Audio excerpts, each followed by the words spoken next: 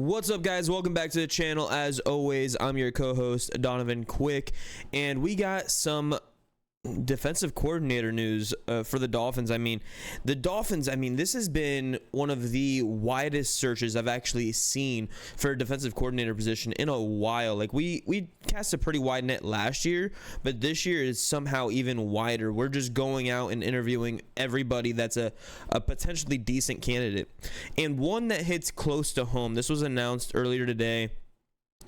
Chris Shula, son of Dave Shula, grandson of Don Shula, is interviewing for the Dolphins defensive coordinator position. You know, he's actually the first in his family since Don Shula that is a defensive guru kind of thing. He's been the pass rush coordinator and linebackers coach for the Rams for the past couple of seasons. His dad, Dave, was actually the Bengals head coach back in the late 80s, early 90s, I believe. His uncle Mike Shula was the offensive coordinator for the Panthers during their Super Bowl run, where they inevitably came up short with Cam Newton, and now he's an offensive assistant with the Bills, actually, which just feels wrong to say. I just learned that, by the way.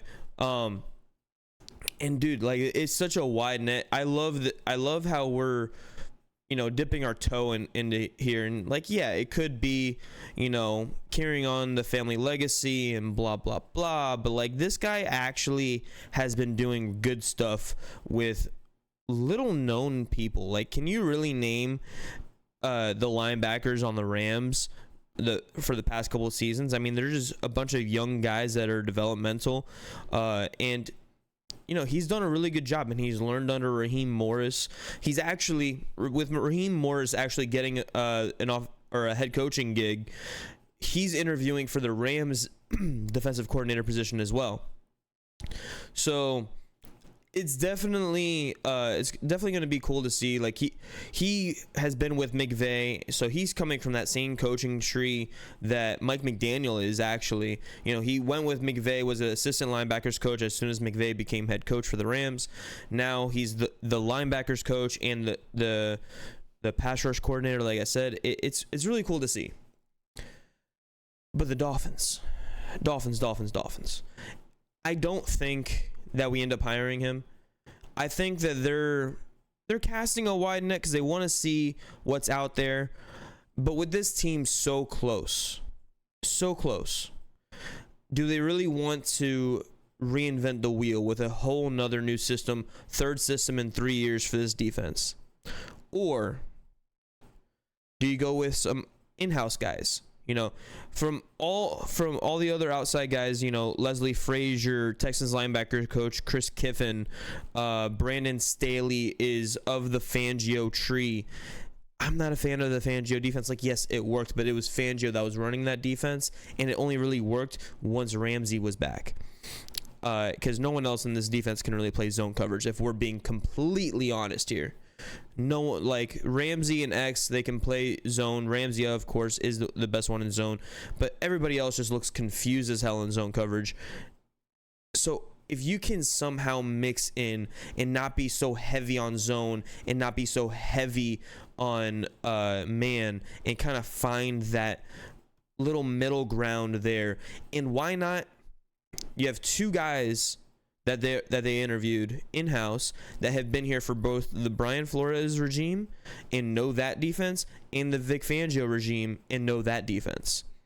They know the players. They have the respect of the players. One of them is Bobby Slowick's brother, Ryan Slowick. He's our outside linebackers coach. I mean, we've seen, what they've been able to do. Jalen Phillips really coming into his own. He's an absolute monster. Bradley Chubb had a little resurgence of his career when he came to Miami. Had over 10 sacks this year with the Dolphins before tearing his ACL. A game before the season ended. So he had room. And the other guy is Anthony Campanile. I hope I said your last name right. And we all know him from Hard Knocks. He's a New York, New Jersey kind of guy, and he's he has the respect of the locker room. We saw Javon Holland retweet that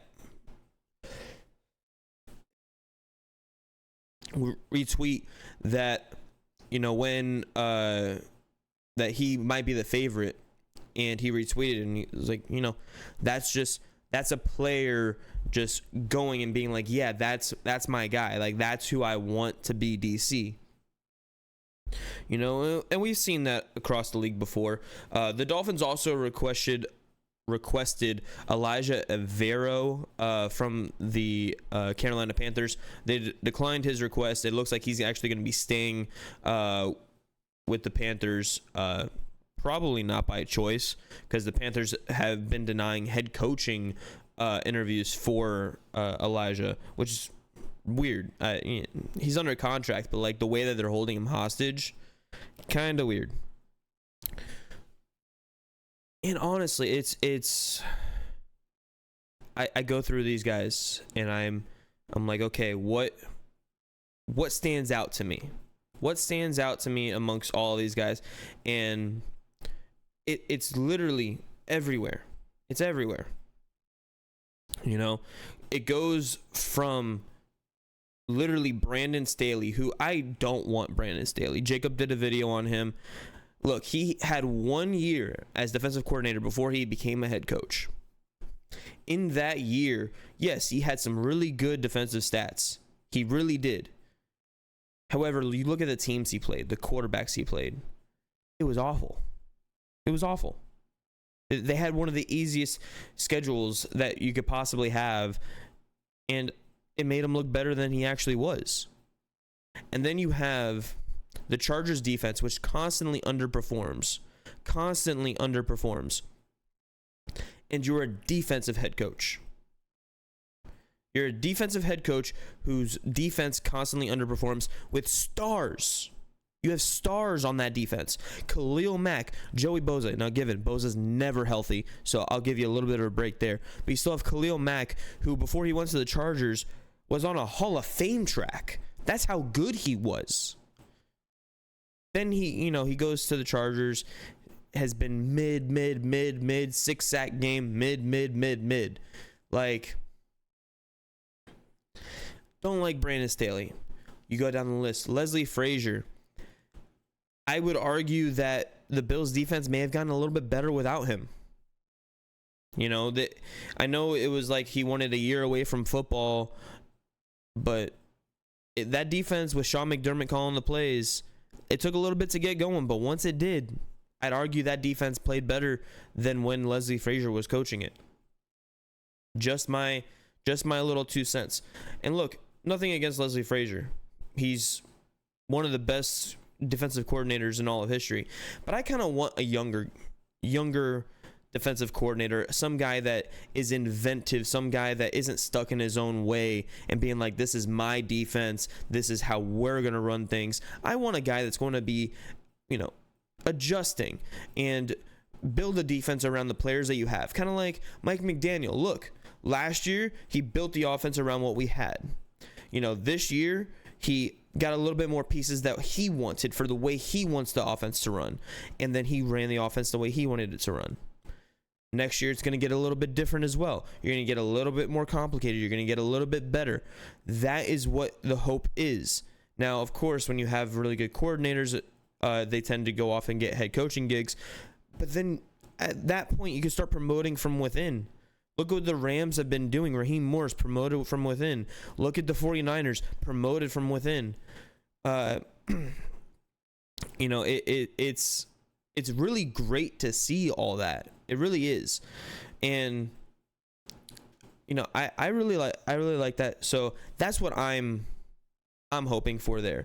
You go to Anthony Weaver. I actually really liked that interview. I was really excited to see like what he could possibly do, because he was a defensive coordinator for the Texans. Was it Lovie Smith that ran that? They went through like 3 head coaches in 3 years before the D'Amico Ryans. But he was a defensive coordinator for the Texans, and then he was the defensive line coach this past year for the Ravens. Now he's up for the Ravens defensive coordinator job with Mike McDonald, obviously going to the Seahawks. And, you know, there's also another defensive coordinator gig that just opened up with Dan Quinn taking the Commanders job. Now you have the Cowboys in need of a defensive coordinator. It's all over the place right now. And there's a whole bunch of jobs to be had. So what makes the Dolphins stand out? What makes the Dolphins be like, yeah, I want to be here. I want to be coaching this defense with these players: Jalen Ramsey, Xavier Howard, Nick Needham, Kader Kohu, Jalen Phillips, Bradley Chubb, Javon Holland, Brandon Jones, David Long Jr. Like, I want to be coaching that group of guys and saying, look, I can make this defense, I can hybrid it between what Flores ran, which is a little bit too much man, and what Fangio did, which was too much zone. I can teach these guys to communicate better in zone coverage. I'm going to play to your strengths. I'm going to hide your weaknesses. I'm going to attack your weaknesses in practice and make it better. I want the coach that's going to say all that. I want the coach that's going to do all that. And I want a coach that has command of the locker room. Now, that is all the reason it's so mixed in my head, guys. And I'm trying to put it out here in a video. It's like, I want Campanile because of his command of the locker room and how he just absolutely loves these guys and how much these guys love him, and he has the respect of them. He's been there for both regimes. But also, can he design plays? He doesn't come off as a guy that is really like going to sit there and design the play and help you communicate. To me, it almost seems like he's a rah-rah kind of guy. However, he also seems like the guy that could put together a hell of a defensive staff and just make this team work. On the other hand, you have Ryan Slowick, who almost a little bit of the opposite. He still has the command and respect of the guys in the locker room, maybe not to the extent that Campanile has, but he does seem more of an X's and O's, I can design a play kind of guy. You go to Shula, Chris Shula, very similar in my opinion to Ryan Slowick. Leslie Frazier, a little bit older. I'm past Leslie Frazier. We talked about Mike Vrabel in a different video. He doesn't have a head coaching gig. Bill Belichick does not have a head coaching gig. Do we want to get into that? Do we want Bill Belichick, defensive coordinator for the Miami Dolphins? Don't shoot the messenger. Won't ever happen, but don't shoot the messenger. Yeah, guys, I trust McDaniel, and I'm only trusting him because look, he hasn't been afraid to make moves. He made Vic Fangio one of the highest paid defensive coordinators in the league to make him come to Miami. Chris Greer and Mike McDaniel did that. Steve Ross paid that. I don't think we're afraid to go and get a guy that may only be here for a year. Mike Vrabel, probably going to be here for a year. Bill Belichick, probably only going to be here for a year. Some of these other guys, maybe 2, maybe 3 years before, you know, if they're good, before they get a head coaching gig.